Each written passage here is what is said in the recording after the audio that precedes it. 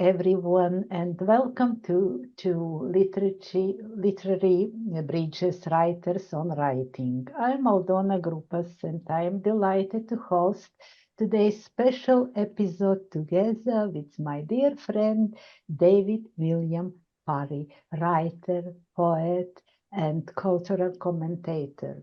But it's very short message. I would like David introduce yourself, please.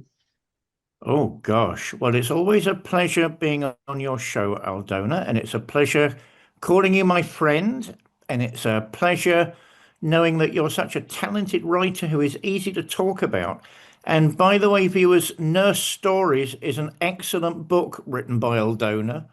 And if you haven't read it yet, please do. It's a truly, truly wonderful and revealing book, not only about someone being a migrant. There are lots of arguments at the moment about what that word means. Right?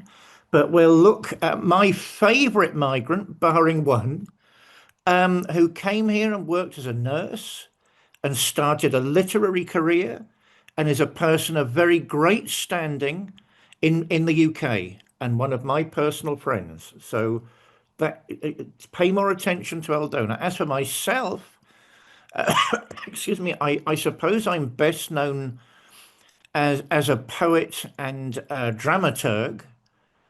I my great passion is theatre. I not only direct, I occasionally produce, and even more occasionally perform. I'm also an actor in highly experimental theatrical productions. I mean, I'm walking in the footsteps of Eugene Ionesco. Not an easy man to follow. Not an easy man to follow. I'm also an old Catholic. That means we're one of the big cuddly liberals.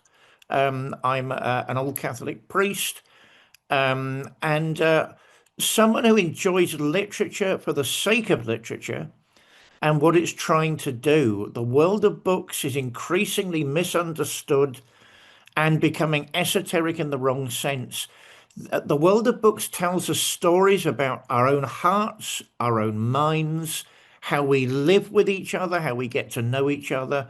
And this show is becoming increasingly important in building bridges, not only between the UK and Lithuania, one of my favorite places, but also the UK and East Europe, the UK and Central Asia, the UK and Azerbaijan, all cultures I know reasonably well and have visited, and maybe up and coming authors like young Alan Cox. So this is a very special show in all sorts of ways. I mean, the last thing I want to add about me is I suppose it's time to say I'm actually Dr. Parry. I was recently awarded a PhD in English literature by the University of South Wales because they think I've got an awful lot to say about books, and they're right, which is why I know Aldona's a good writer, and I know young Alan Cox has a great deal to contribute to the literary world. He's well known as a psychic, right? That's one world, but he's a lot less known in the world of books and bookmen, and I think the next few years we'll manage to sort that out. Was that okay, Aldona? Did I manage to introduce myself with a little decorum? What do you think? You're on mute, my dear. Sorry. So, I'm so excited, forgot to turn on microphone. Thank you so much. You told so beautiful words about me and about my book. Yes, it's my this book, autobiography book, and we start talk about autobiography books. And today we are honored to welcome our famous guest, the famed psychic, author, and liberal Catholic Alan Cox.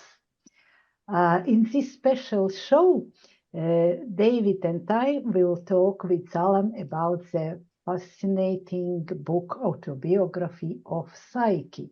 It's really very interesting, and his writings and how he uses his lived experience to approach literature. It promises to be a truly inspiring and provocative Conversation, isn't it? A must watch for anyone interested in the margins of culture, spiritually, and the creative process. And dear Alan, I would like to introduce yourself. And my first question will be, of course, could you tell us what inspired you to write autobiography of psychic? Oh, hello, Dan. Thank you so much indeed for inviting me onto your show. I find that an honour in itself. Excuse me. Well, it's.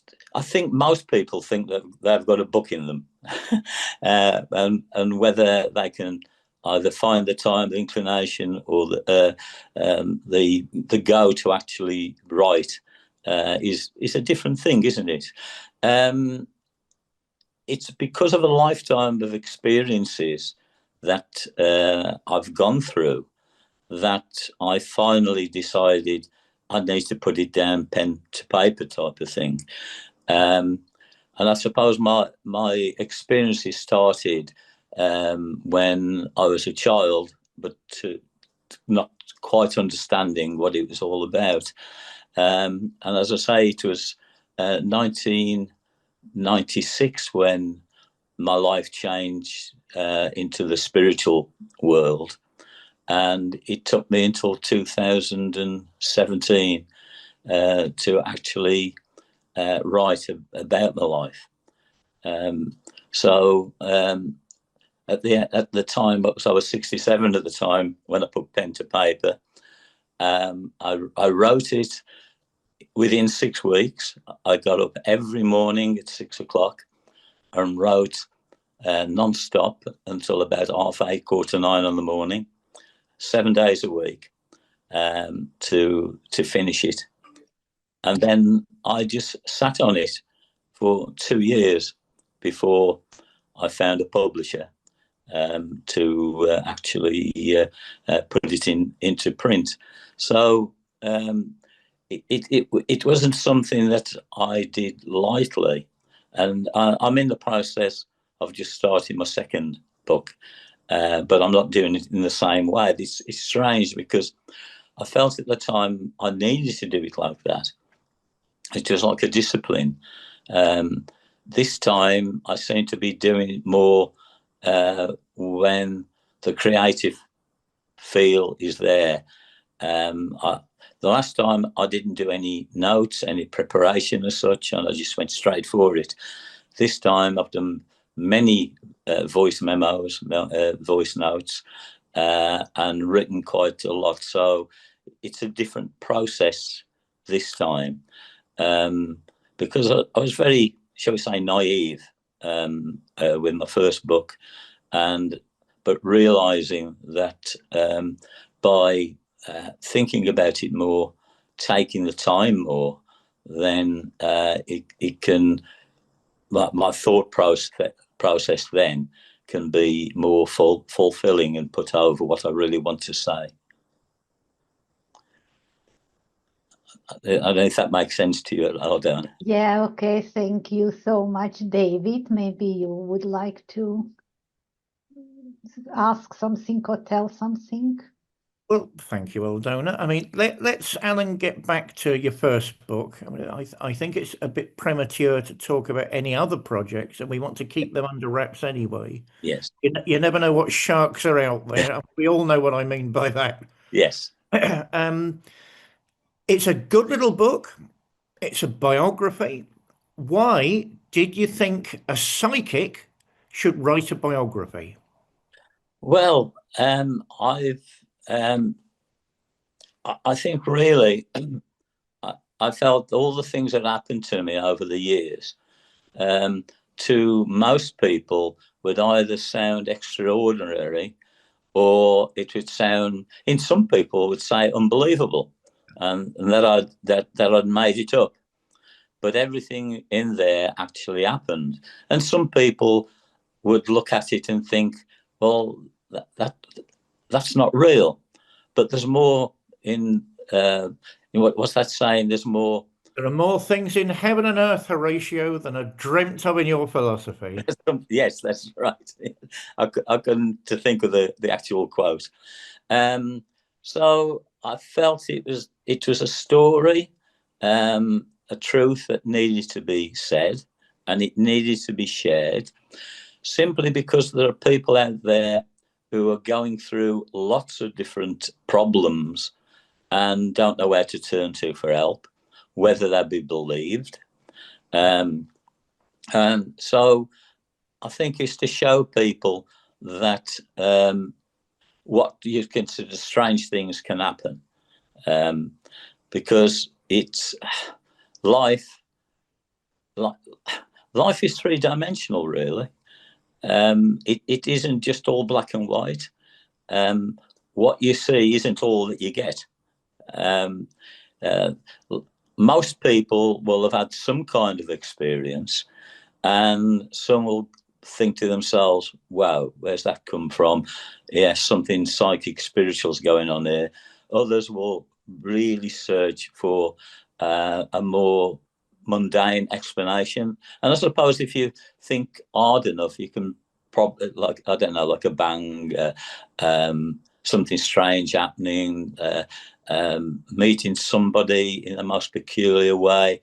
They can always put it down to, well, these things just happen, because they either don't realize or they don't want to enter into that world because it can frighten them. Because most of us get, shall we say, unnerved by things that we don't understand and can't see. So I don't know if that makes sense, David.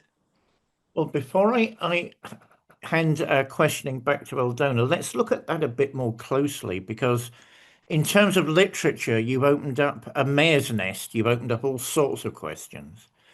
Tell us maybe, I mean, some people talk about parapsychology, some people talk about bioenergetics. So it's not really a subject that's completely weird. I mean, not nowadays. There are branches of science that are saying, okay, something is going on here.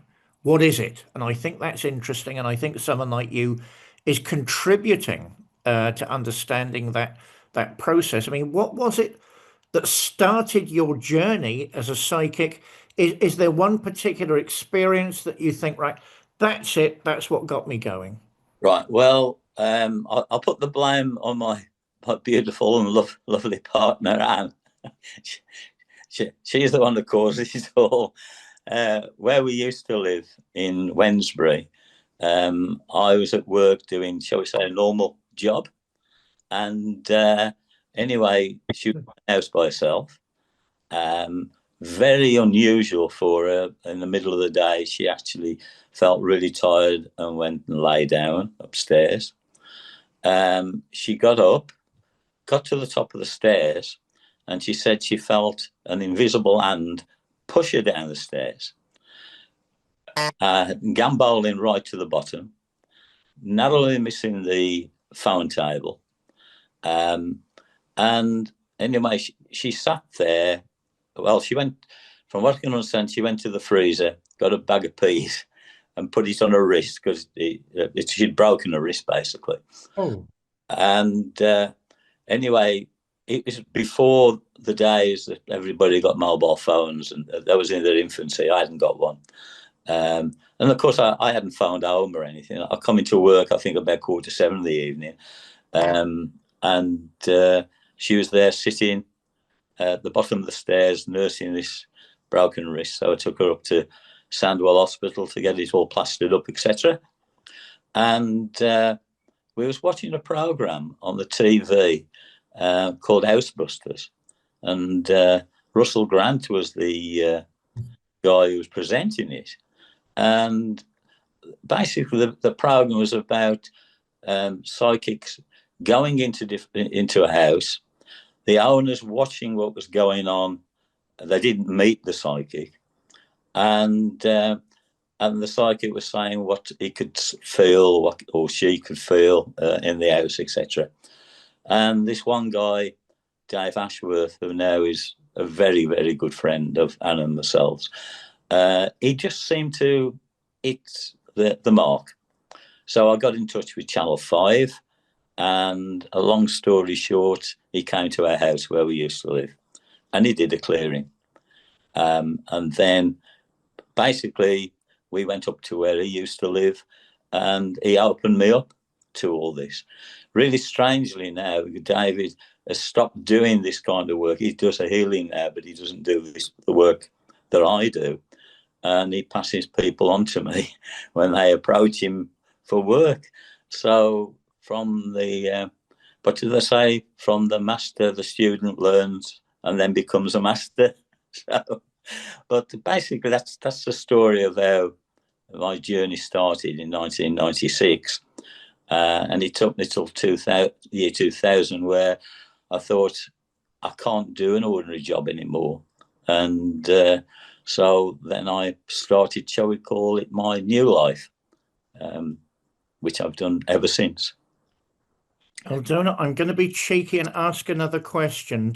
I hope you allow me. I'm sending. Oh, yes, I think of course. Alan is one of those underrated authors, because he's starting on his journey, which is always interesting for other writers. And he's starting to explore the world of literature, things we need to learn about our entire lives if we're writers. I mean, Alan, I've got to touch upon difficult issues. Yes, okay. I mean, you've known lots of very famous people. I mean, you've interviewed the creator of the X-Files. Yes. You've known people in Hollywood, Yes. including a mutual friend of ours, Cyrus Yavner. Yes. Passed on. I'm sure the angels have welcomed him into heaven. You've known people on TV. I mean, including the tragically misunderstood Derek Acora, who was the psychic on, what was it, Britain's Most Haunted? I can never Yes. remember that show. I mean, it can go wrong. Let's face it. I mean, there are lots of frauds. Yeah. You're a healer. You're a healer and you're a clergyman. So I think people understand what you're doing. But there are lots of people out there making a quick buck. There are lots of frauds. Let's speak about poor old Derek Acora and what happened and what you think of fraudulent psychics. Well, see, for one moment, I don't believe that Derek was a fraud. And the reason for that, I mean, I like Derek, we got on okay, I've interviewed him and that. And, as I say, sadly, he's no longer with us. He's passed away. But Anne and I don't really watch these ghost programs. But when Britain Most Haunted came out, we did watch it. And Derek was up in Edinburgh and at the castle, and had gone down into the servants' kitchens or whatever. And before he had said anything, I said to her, that's right, he said, I can sense there's a scullery made here. And I said to her, yeah, her name's Sally. And then literally 10, 20 seconds later, he says, her name's Sally. And that basically convinced me that this guy, he's got a link, he can pick up. Because, I didn't know Derek at the time. So there was no collusion there or anything. Anyway, I was just watching a program on the television. And anyway, I thought it was shameful what happened with him, because he was under a lot of pressure to perform for the program. And if you're a true psychic, you can't perform. You can either pick up or you don't pick up. And I've said to people, I'm sorry, I don't know the answer. I'm not getting it. It might come to me later, and sometimes it's there instantly. So, and I can't really explain that. That's just how it is. Anyway, he was really under pressure to perform, and they did this on purpose, that they talked about a fictitious person in earshot that they knew that Derek would hear them talking. And then when he came to the show, he said, oh, I'm picking up the so-and-so here and so-and-so there, and said this and that. And then they exposed him for the fact that they had set him up for it. I really don't understand why somebody would want to do that to somebody, and I think that's quite disgraceful. But you're quite right, David. There are a lot of people out there who are, I don't know, scammers, if you know, for want of a better word, frauds. So, but you see, you get that in all walks of life, don't you? You know, you can get somebody knock your door and say, "Oh, you got a tile roof loose on the roof. Oh, we'll come and do your driveway. Don't do a good job, rip you off." You know, there's scams going on all that, especially now with IT and etc. You know, you can be scammed on the internet and everything. So it isn't just in the world of the psychic that this type of thing goes on, but sometimes somebody can be tarred with the wrong brush. And you can't please everybody all the time, David. It's impossible. Let's just do one thing though. I mean, poor old Derek Acora, I agree. I mean, if anybody wants to get into showbiz, this is a warning to everybody. Please read the small print. I'm not on anybody's. That was a tragedy and disgraceful, but he should have read the small print. Producers have pressures as well. And if they're not performing, then the backers, the investors want to know what is happening. Therefore, it's not like they were just absolute bounders. They had problems as well. Poor old Derek, like anybody else, should have read the small print, and that's said with love to Derek. It was passed over, of course. But you've been a ghostbuster, young man. You used to expose fraudulent mediums. Tell us more about that. Right. Well, the one that always stands out, my friend that I haven't spoken, it sounds terrible, I haven't spoken to him for years, Craig Eugene. He lives in North Dakota now. He's the one who got me into doing radio in the first place. And but we ended up doing a show together, and he had a client come to him, and basically she'd been defrauded by this woman psychic. So he wanted to expose her. So I said, well, okay. I said, let's have a think about this, how we can do it. So found this woman's website on there, and it looked really impressive. It did, and basically it said, if your loved one has left you, I can get her or him to come back to you. So I'm live on air, and at the time I got about 6,000 listeners because I was on Podomatic, and he told me how many listeners I was getting. So live on air, I phoned her up, and I said to her, I understand that you can bring lovers back together. Yes. He says, well, I'm in England. He says, and I fell in love with this American girl. All lies. All lies. He says, her name was Susan. And anyway, she'd gone back to America. He says, and I really want her back. So anyway, she said, okay, Alan, yeah, tell me a little bit about it. I said, well, we met at, I was working down in London and we met, but she's had to, for family reasons, she's had to go back to America and that, you know, and we're kind of losing touch.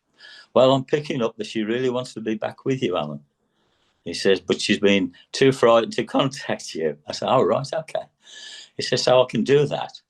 He says, so the thing I need you to do first, Alan, for me to, so I can help you, I need you to send me $500.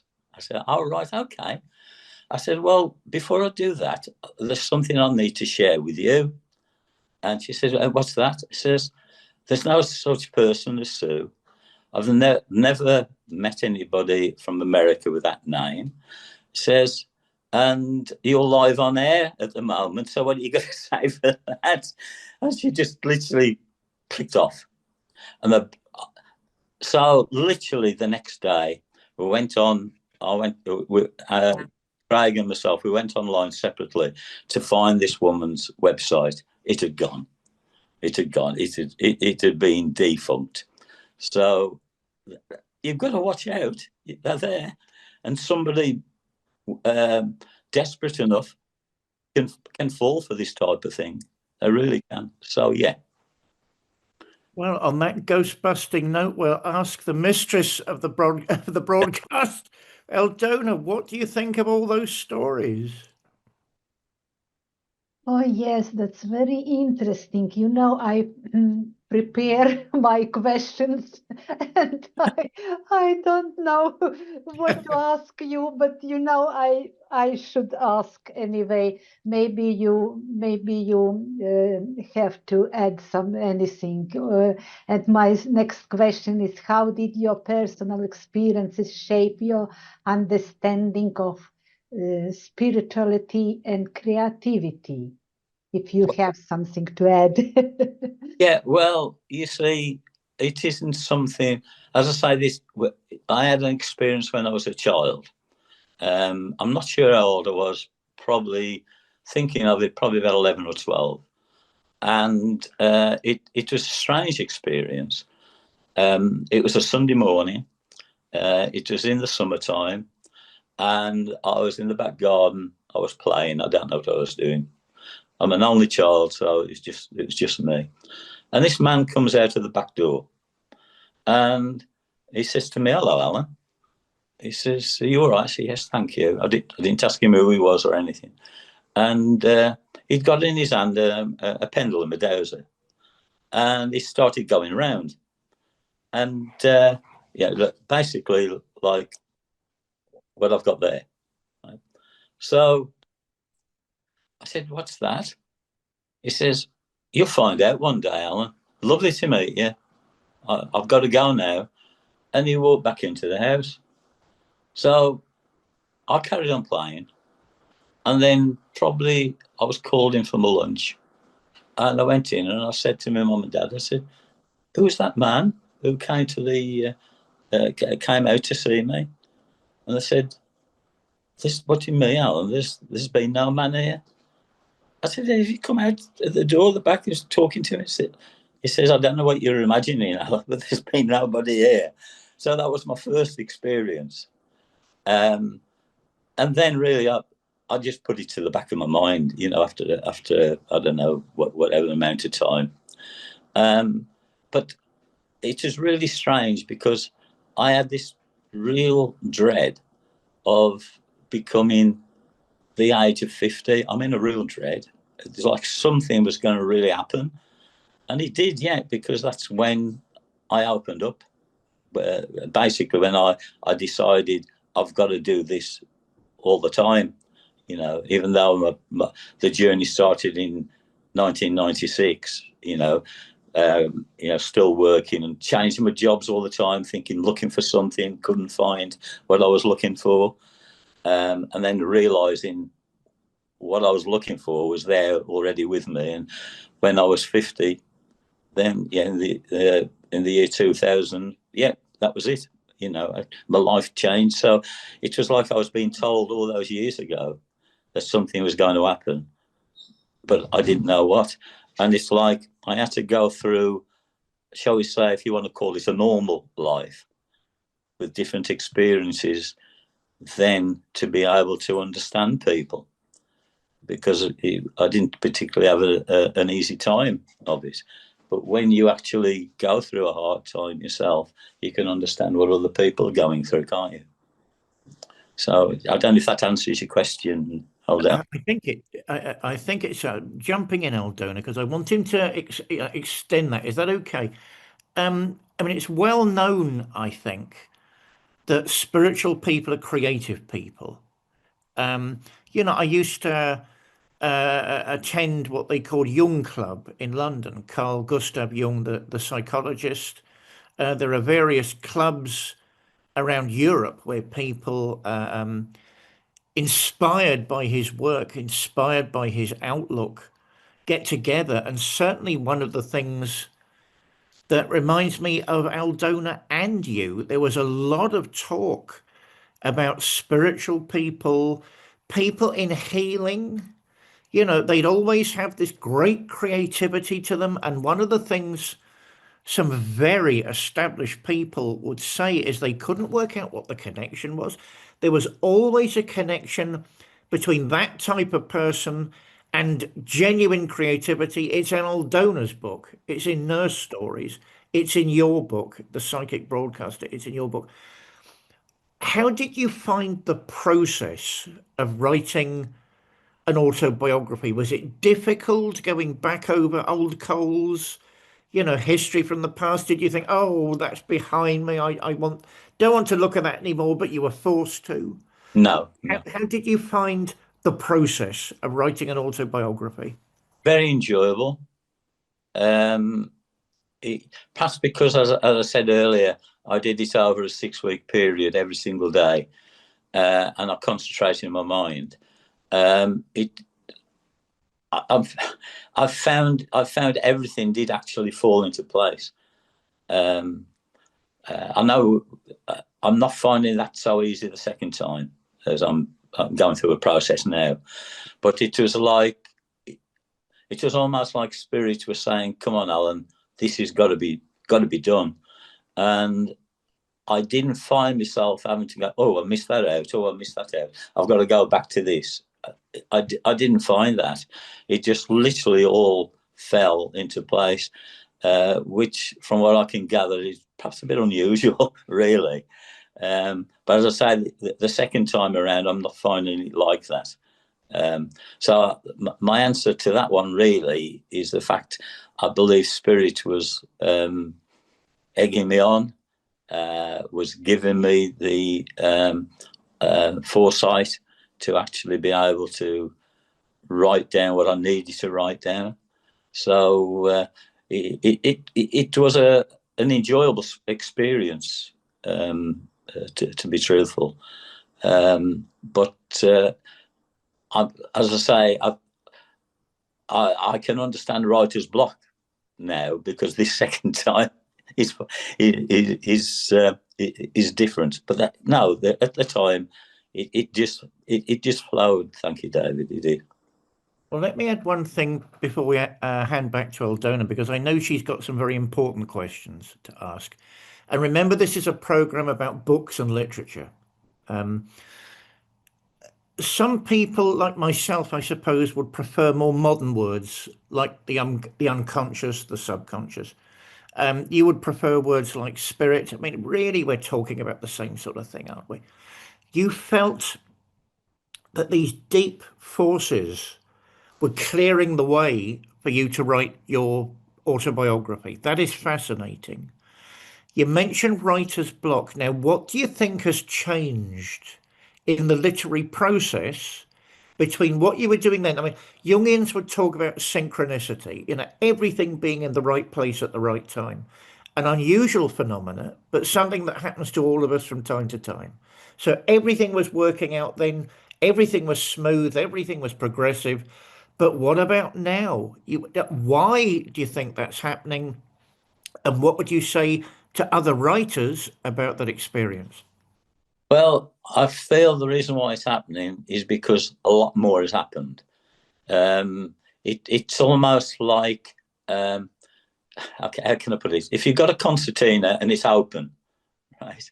Now I feel the concertina is shut, because it's almost like it's everything is squashed in together. There's so many things have happened to me since I wrote that book, and it's now a case of getting things in correct order, whereas everything just flowed there.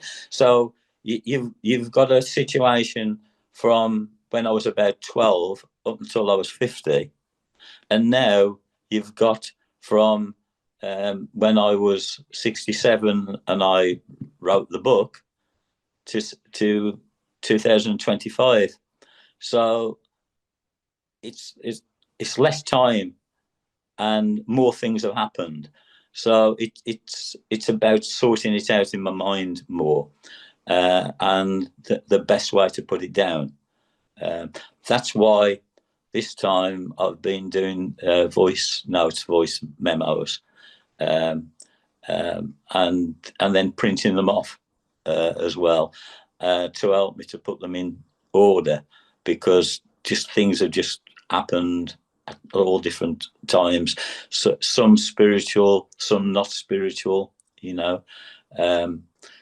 Going back sometimes perhaps over things that weren't in the book the first time, more personal things that I didn't feel inclined to write about at the time. And you know, different things have happened. You know, I mean, my ex-wife, who was the mother of my children, passed away earlier this year.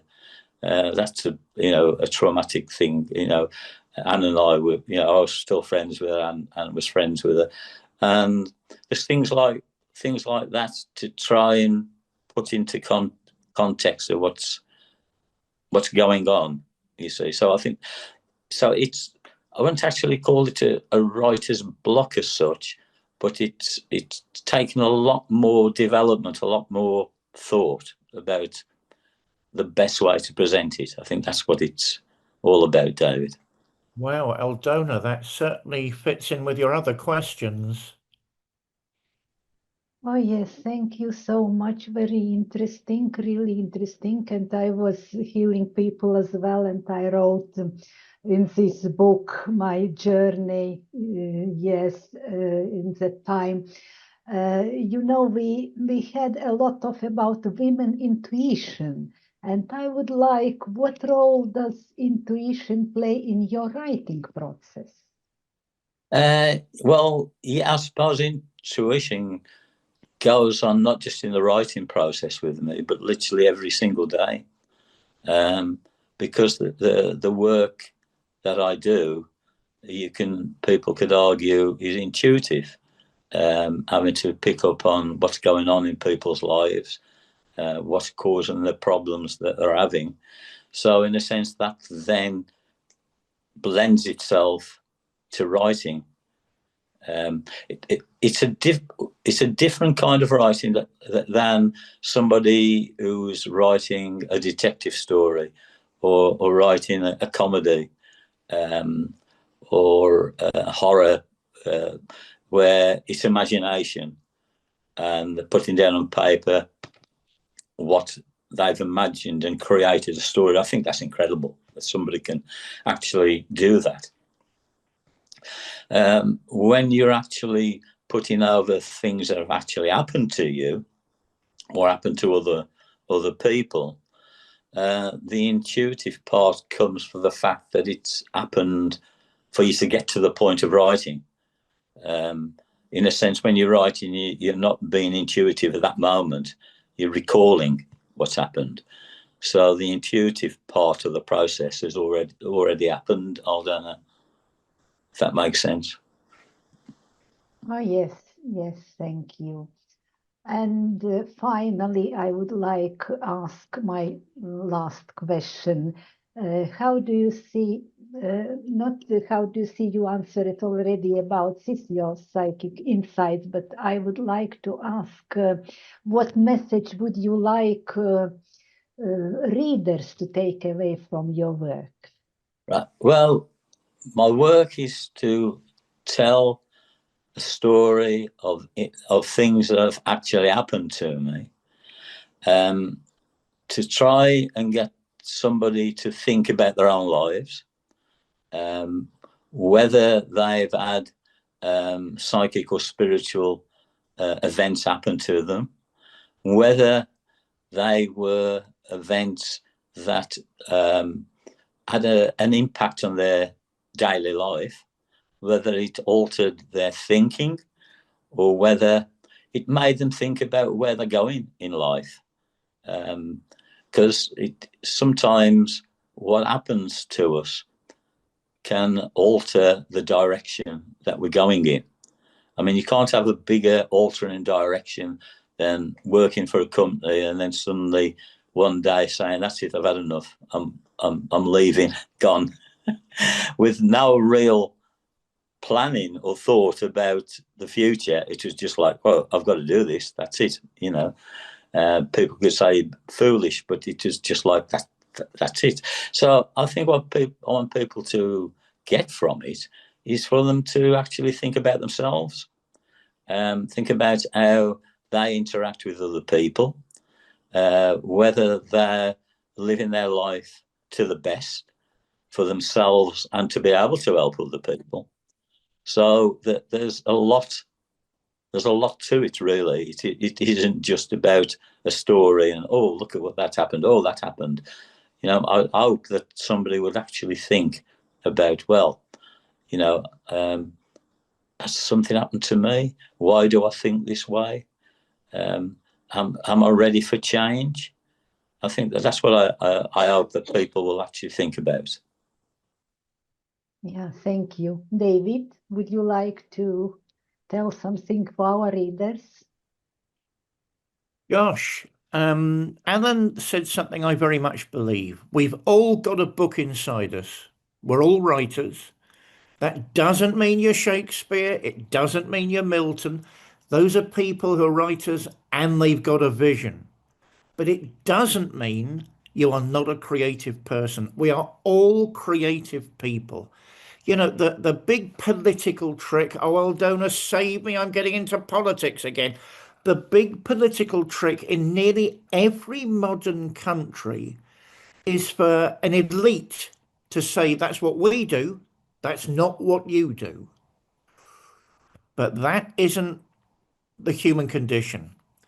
We're all children of the universe. We've all got hearts, we've all got minds, we've all got imaginations. We've all got something to say. And I'm honoured to be on the same show with two people who have done that. Aldona's written a few things. My favourite one at the moment is Nurse Stories because it's human, it's humane, it's imaginative, and it's the testimony of a good person making her way in the modern world. Wow, what a story. In Alan's case, it's almost like Graham Greene. Forgive me for putting it this way, Alan, you know, the small guy that wins through.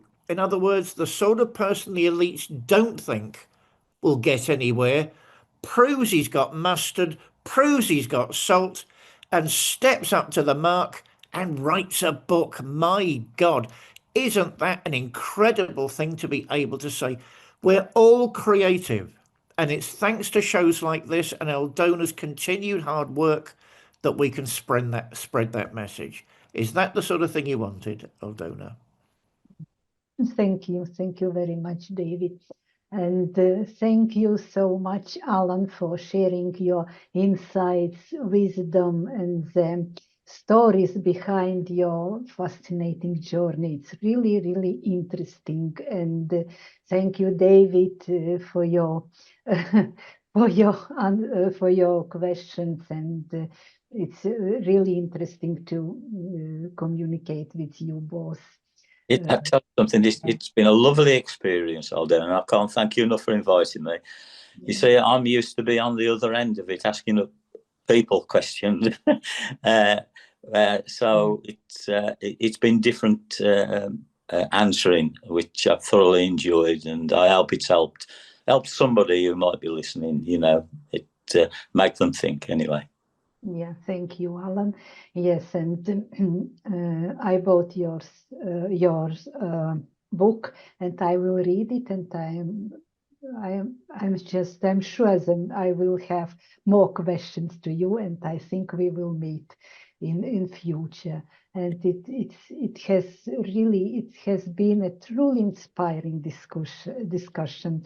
And one that reminds us how lived experience can shape both literature and the human spirit. To our viewers, thank you for watching Literary Bridges, Writers on Writing. If you enjoyed this episode, please like, subscribe, and stay tuned for more conversations with extraordinary writers and thinkers. Until next time, keep creating, keep reflecting, and keep building your own literary bridges. Thank you so much.